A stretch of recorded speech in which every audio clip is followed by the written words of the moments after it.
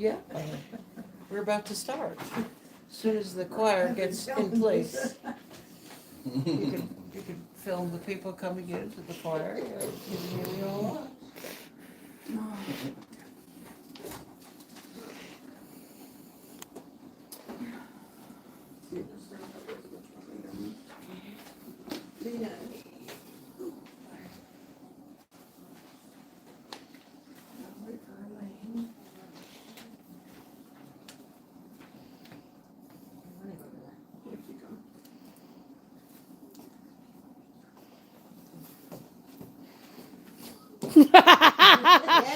Oh,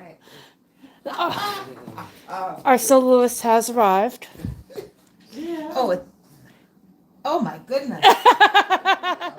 Yep. Are you recording all that? Yes. We're on. Good heavens. Good heavens. All right.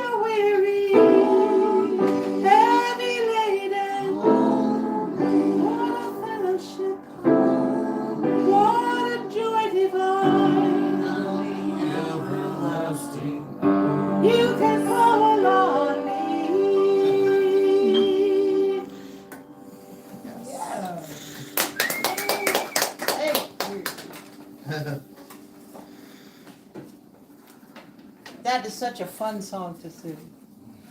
So today, we welcome everyone to this, a new direction we're going to talk about today. But the Christ Spirit is eternal, unchanging, perfect wholeness. And that's what we light the Christ candle, to represent the consciousness that lives in all of us and that was expressed by Jesus Christ. Say amen. Amen. All right. So now pick up your program folder and find our opening affirmation. It is a synthesis of everything we stand for and everything we do. It starts with we are. Together, we are a radiating center of divine love, mighty to attract our good and to radiate good to others. And say that silently in your heart.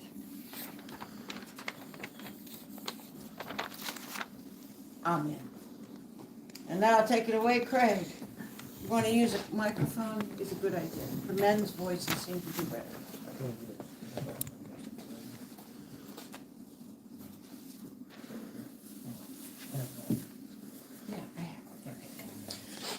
Morning. Morning. Sunday, February 22nd, 2026. This is the Daily Word. It's about release. I release old beliefs as I grow and evolve. So many things shaped my beliefs over the years. My upbringing, family history, education, friendships, and spiritual life. As I go through life, to name a few. As I go through life, I will have new experiences and meet all kinds of people. I may find old beliefs that once fit me no longer. Growing and deepening in spiritual understanding may mean releasing ways of thinking that no longer serve me. But I can do that and still honor the person I was, my background, and my history. Releasing makes room in my mind and opens my heart for the person I am becoming. Releasing my old beliefs readies me for a future of growth and evolution. From Jeremiah 44. Now I look, I have just released you today from the fetters on your hands. See, the whole land is before you. Go wherever you think it good and right to go. Amen. Thank you. That's for that. That's for it. Take it away, Elaine. Okay, this is a fun song. Unity 2:18. Stand if you can. Let me hear that marching going on.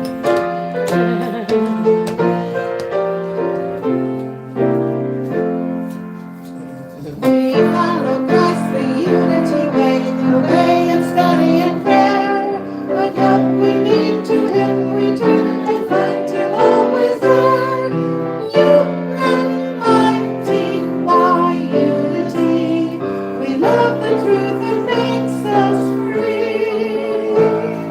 We broadcast a message of truth and light and love. We live for God in unity.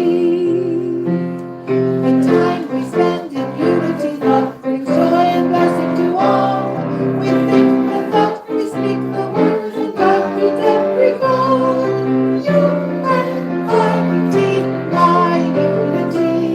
We love the truth that makes us free. We broadcast a message of truth and light and love. We live for God in unity.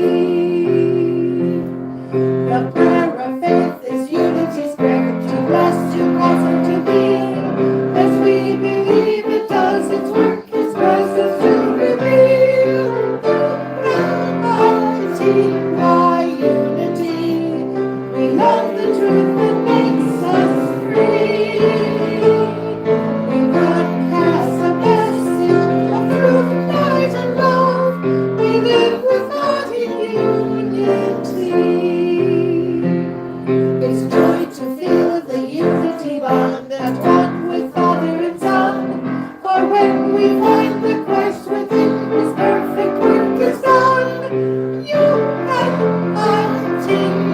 Unity, we love the truth that makes us free. We broadcast a message of truth and light and love. We live with God in unity. We glory in our unity growth in body, spirit, and soul. To see the Christ in everyone that makes us well and whole. Unity,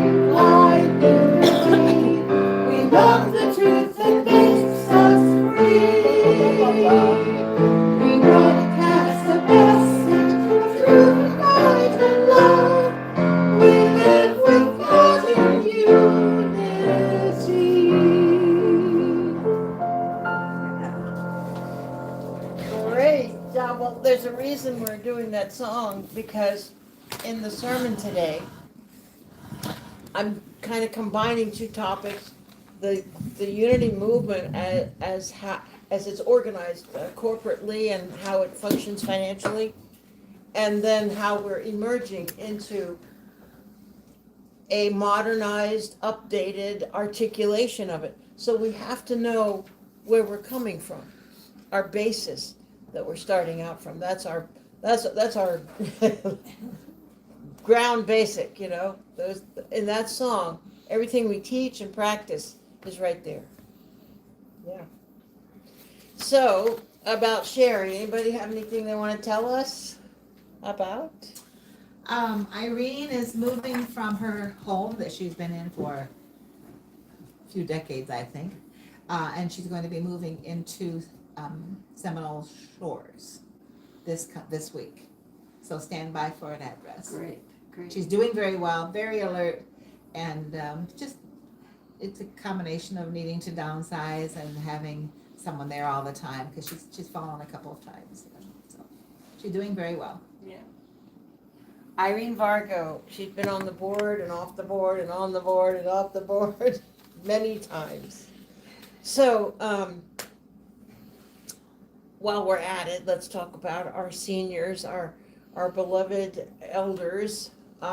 Jim Keating, I was keeping everyone who's active updated on his status. It's not something that we just assume to do, but because everyone is so, has their ear to the ground for Jim and to keep him held up. He was hospitalized and he did need attention. Turned out he had a blockage. I don't even know where the blockage was, but he had surgery for that and came through. I was told through from Lynn Unger to Marie Duarte to me that the surgeon said couldn't have been better. Came out great. So he's recovering, but he's such a social butterfly, that guy. Every time I call, his line is busy. So for 4 days it's been busy. But he's got 3 kids out of town, so whatever. But he knows we're praying for him, and I so appreciate your love and support of that. Now, everybody have a flyer in their program folder. You can put it on the camera there. We have a series we call Sharing New Perspectives. And we wanted to have to offer an opening, a platform for people who have developed new approaches to lifestyles, to worldviews, to practices of holistic, healthfulness. And this lady is a friend of many of us. Her name is Jody Jarvis-Therian. She has developed quite an extensive practice of tending to all things of domesticated animals, especially dogs. And so we thought to invite her. It was actually Carolyn Snyder's idea to invite her to do a Sharing New Perspectives Tuesday night presentation, which is coming up finally March 3rd, a week from this Tuesday. So you have a flyer. If you want more flyers, just pick up the ones that are laying on the chairs. If you want more than that, I'll print more up. But it's on our website, it's on our Facebook page. We're going to send out email promotions. And she's just such a heart full of love for dogs. She really loves dogs. Now, by the way, we're not expecting to bring any pets to the gathering. No. She might have her dog to demonstrate. But our policy is that we don't allow pets at public gatherings because it's just a hazard, it has risk. But if I'm in here just working on my work, sometimes I'll have Hoppy, but I don't bring him to a public gathering. Okay. So, what else? You know what? We're having a Good Friday service. Where's Jeannie? There she is. Yeah, Jeannie's specialty traditionally is to provide and lead a Good Friday service for us. Could you please stand? Yeah, we'd like to see you. There she is. Jeannie's another one. She's been on the board, off the board, on the board over the years. Thank you. and has been such a wonderful volunteer assisting in so many ways. Thank you, Jeannie. What else? So that's going to be on Good Friday, the Friday before Easter. Easter's April 5th. That would be April 3rd. Yeah. What else? I would just like to touch on our themes. If you go to our website, it's announced on there, and we now have a bulletin board in the hallway. Did anybody notice it? I've put a few things on it. The picture of our choir that was taken at Christmas time, and a little thing I just developed called the 5 keys to successful coupling on the bulletin board there. I dare you to look at it. And all of the topics coming up, and a couple other just points of information. Oh, the Christmas cards that John Smirsky colored by hand and sent to us. That's on the bulletin board. But anyway, the year theme for now is being in wholeness. So I wanted to offer an articulation of our emphasis that uses the word being. I think being is the most holy word I know of, with a capital B.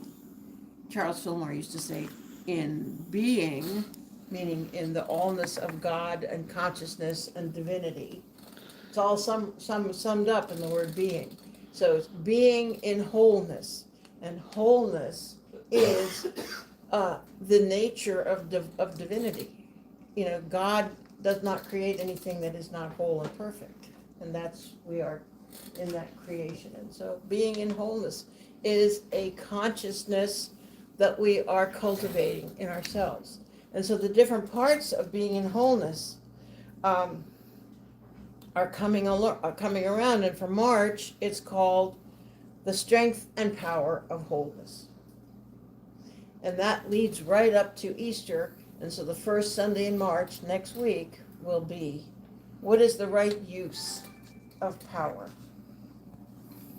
So I think we're, touching some real juicy,